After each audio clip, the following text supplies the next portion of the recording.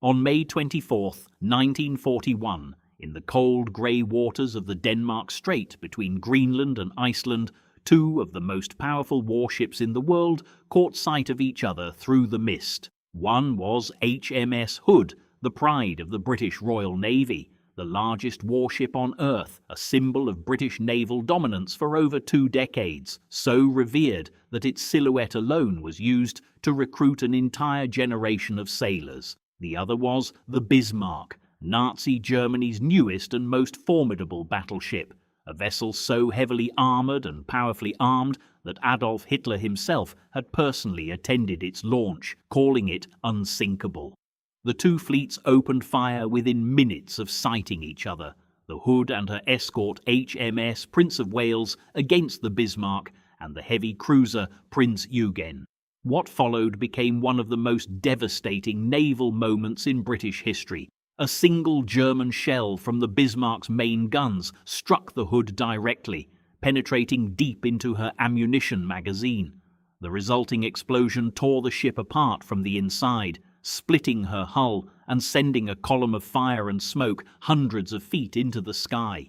HMS Hood sank in under 4 minutes. Of her crew of 1,418 men, only 3 survived. It remains to this day one of the fastest and most catastrophic losses of a capital ship in naval history. The news reached Winston Churchill within hours, and Britain's response was immediate and absolute. Churchill did not merely order the Royal Navy to find the Bismarck, he issued a direct command that has since become one of the most quoted lines of the naval war: "Sink the Bismarck." Every available British warship in the Atlantic, dozens of vessels, including battleships, cruisers, destroyers, and aircraft carriers, was redirected into a singular manhunt across thousands of miles of open ocean.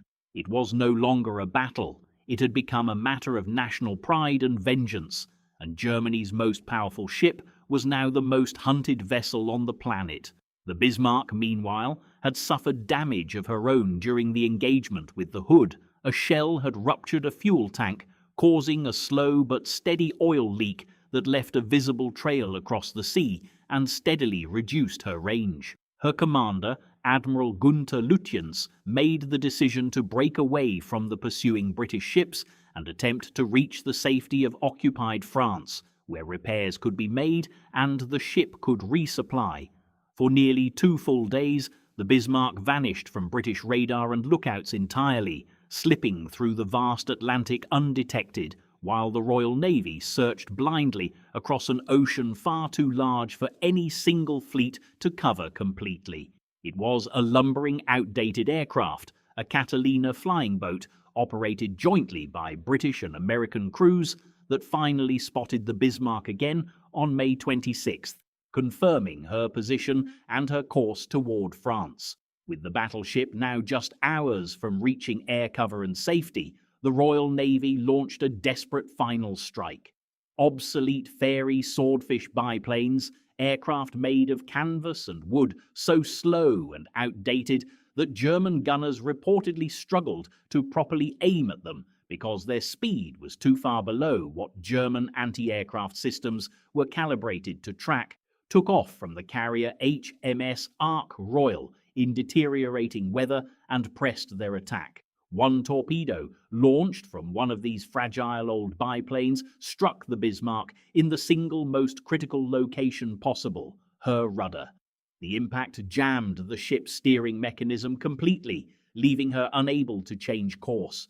The most powerful battleship in the German Navy, capable of devastating firepower and heavy armor, was now trapped, steaming in a slow, uncontrollable circle, completely unable to maneuver or outrun what was coming.